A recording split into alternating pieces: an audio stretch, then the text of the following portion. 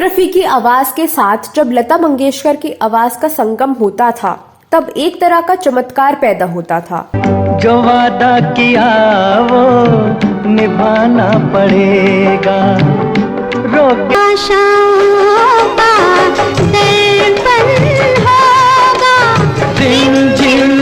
मोहम्मद रफी और लता मंगेशकर की जोड़ी ने दशकों से सुनने वालों को मंत्रमुग्ध किया है। दिल पुकारे आरे आरे आरे, प्यार करते हैं करते रहेंगे कि दिल बन के दिल में। इन दोनों ने एक से बढ़कर एक गीत गाए, लेकिन एक बेहतरीन गीत इस जोड़ी का हिस्सा बनने से रह गया। कौन सा वो गाना है जिसे पहले मोहम्मद रफी और लता मंगेशकर से रिकॉर्ड कराया जाने वाला था, लेकिन उस गाने से लता मंगेशकर को अलग कर दिया गया? आखिर क्यों?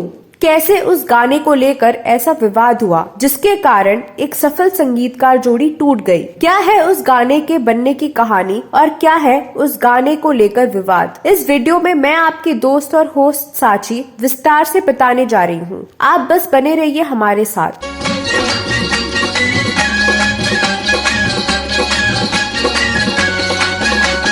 दोस्तों, मोहम्मद रफी और लता मंगेशकर भारतीय फिल्म संगीत की दुनिया के शिखर पर रहे हैं। वो जब याद आए, बहुत याद आए, हम क्या करें, लुटे दिल में थी। लता मंगेशकर जब जीवित थीं, तब उन्होंने ट्विटर पर लिखा था, ये मेरी खुशकिस्मती है कि मुझे रफी साहब के साथ करीब 315 फिल्मों में 440 युगल गीत गाने के मौके मिले। दरअसल दोनों ने 440 युगल गीत नहीं बल्कि कुल मिलाकर 448 युगल गीत गाए हैं।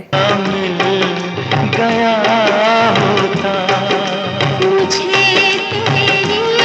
लेकिन एक गाना ऐसा था जिसे लता मंगेशकर और रफी साहब दोनों से गवाया जाना था, लेकिन अंतिम समय में उस गाने को केवल रफी साहब से गवाया गया। ये गाना है साल 1964 में रिलीज हुई फिल्म संगम का।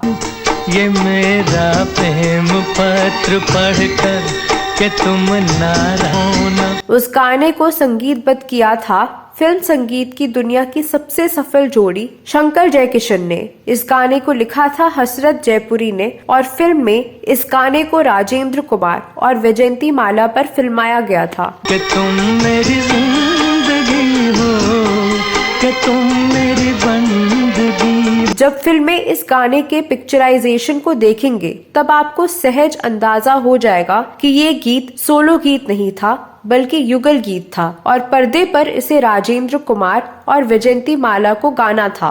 लेकिन ये मेरा प्रेम पत्र पढ़कर वाले गीत में वैजयंती माला ने रफी साहब के साथ गीत के अंतिम हिस्से को गुनगुनाया है।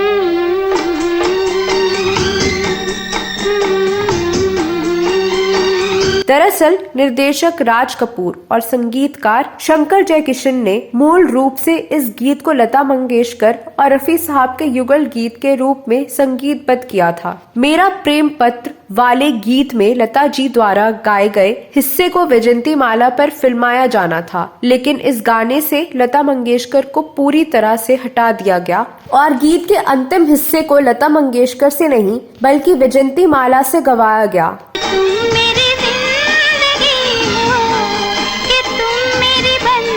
बताया जाता है कि इस पूरी फिल्म में राजेंद्र कुमार पर फिल्माया गया एकमात्र गाना यही था और जबकि राज कपूर पर और भी गाने फिल्माए गए थे। वैसे में राजेंद्र कुमार भी चाहते थे कि उन पर भी एक सोलो गाना पिक्चराइज किया जाए। हालांकि एक और गीत में राजेंद्र कुमार भी हैं। ये गीत राज कपूर, राजेंद्र कुमार और वैजयंती माला पर पिक्चराइज किया गया। इस गीत को मुकेश और लता मंगेशकर के साथ महेंद्र कपूर ने गाया है। अपनी अपनी सबने कह ली लेकिन हम चुप। राजेंद्र कुमार के लिए आमतौर पर मोहम्मद रफी के गीत होते थे, लेकिन बताया जाता है कि इस गीत में मोहम्मद रफी को इसलिए नहीं लिया गया क्योंकि इस गीत की गायिका ने मोहम्मद रफी के साथ गाने से इनकार कर दिया। ऐसे में मोहम्मद रफी की जगह पर महेंद्र कपूर से गवाया गया और महेंद्र कपूर के गाए हिस्से को राजेंद्र कुमार पर पिक्चराइज किया गया।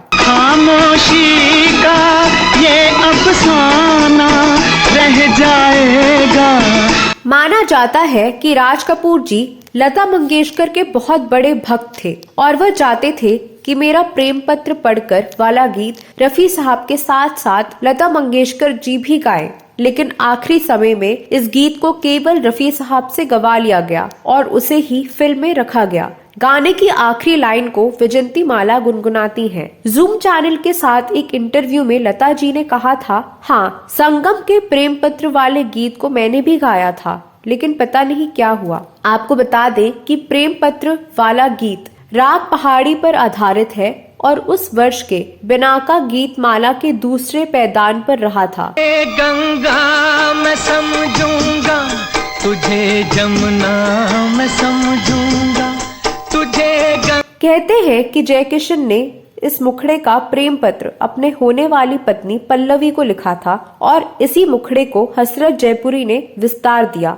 शंकर की कंपोजिशन दोस्त दोस्त ना रहा, हालांकि गुणवत्ता की दृष्टि से बेहतर कॉम्पोजिशन थी, पर वार्षिक बिनाका गीत माला में इस गीत का स्थान छठा था। तेरा एतबार ना रहा। लगभग आरंभ से ही शंकर और जयकिशन अपनी धुनें अलग अलग बनाते थे, पर उनमें एक समझौता था कि कोई भी सार्वजनिक रूप से ये प्रकट नहीं करेगा कि कौन सी धुन किसकी थी। लेकिन एक बार जयकिशन ने एक साक्षात्कार में ये स्वीकार लिया कि ये मेरा प्रेम पत्र उनकी कॉम्पोजिशन थी। शंकर ने इसका बहुत बुरा माना और यहीं से शंकर जयकिशन के संबंधों में दरार की शुरुआत हो गई। फिल्म संगम के लिए रफी साहब के गाए गीत का श्रेय जब जयकिशन जी ने ले लिया, तब दोनों ने अलग अलग संगीत देना शुरू कर दिया। दरअसल शंकर और जयकिशन ने एक दूसरे से वादा किया था कि वे कभी किसी को नहीं बताएंगे कि किस गीत की धुन किसने बनाई है। दोनों ने ये वादा निभाया,